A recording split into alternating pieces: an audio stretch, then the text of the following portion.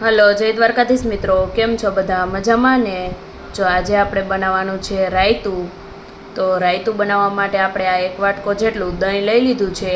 ઉનાળામાં જો તમે આ રાયતું બનાવશો તો ખાવામાં પણ ખૂબ જ ટેસ્ટી લાગે છે અને શરીરને પણ એકદમ ઠંડક આપે છે. તો ચાલો રેસીપી શરૂ કરીએ. વિડીયોમાં છેલ્લે સુધી બન્યા રહેજો. તો રાયતું બનાવવા માટે આપણે લીધું છે 1 વાટકી દહીં અને તેની સાથે આપણે થોડુંક લીલા મરચાંની પેસ્ટ, 1 ટમેટું ઝીણું સુધારેલું, 1 કાકડી આપણે ખમણીને લઈ લીધી છે અને 2 ડુંગળીને આપણે ઝીણી સુધારી લીધી છે. તો ચાલો રાયતું બનાવવાનું શરૂ કરીએ. હવે આપણે એક બાઉલમાં દહીં લઈ લેશું અને તેને સારી રીતે મિક્સ કરી દેશું.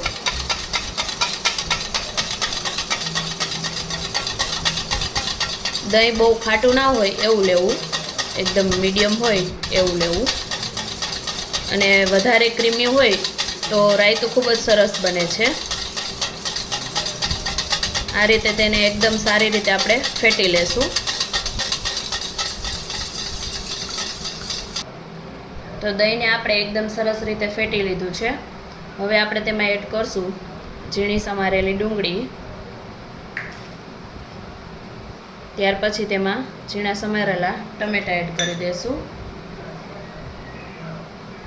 1 કાકડીને આપણે આ રીતે ખમણીને લઈ લીધી છે એને એડ કરી દઈશું અને થોડીક આપણે આ લીલા મરચાંની પેસ્ટ લઈ લીધી છે એને આપણે તેમાં એડ કરી દઈશું.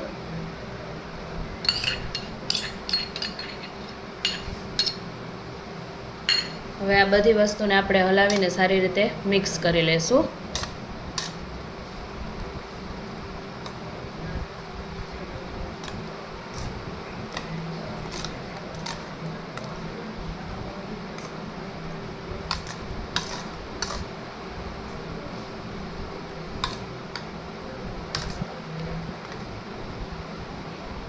ત્યાર પછી હવે આપણે તેમાં મસાલા એડ કરી દઈશું. તો સ્વાદ પ્રમાણે મીઠું, ત્યાર પછી થોડોક ધાણા જીરું પાવડર અને થોડોક આપણે કાળા મરીનો ભૂકો લઈ લીધો છે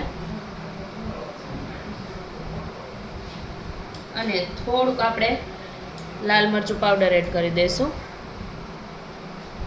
હવે આ બધા મસાલાને આપણે મિક્સ કરી લઈશું.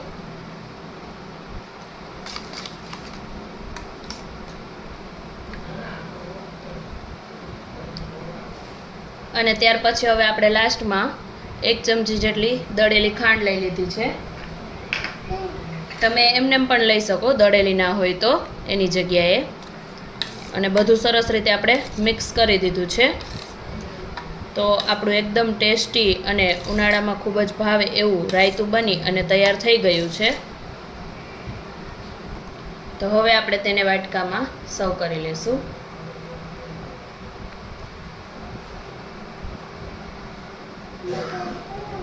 ઉનાળામાં આ રીતનું રાયતું બનાવી અને એકવાર જરૂરથી ટ્રાય કરજો. ખૂબ જ ટેસ્ટી બને છે.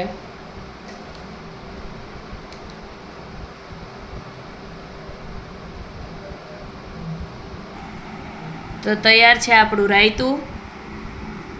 રેસીપી ગમી હોય તો ચેનલને સબસ્ક્રાઈબ કરી દેજો અને વિડીયોને લાઇક અને શેર કરવાનું ના ભૂલતા. અને આવા અવનવા બીજા ગુજરાતી વાનગીઓના વિડીયો જોવા માટે એકવાર અમારી ચેનલની અવશ્ય મુલાકાત લેજો.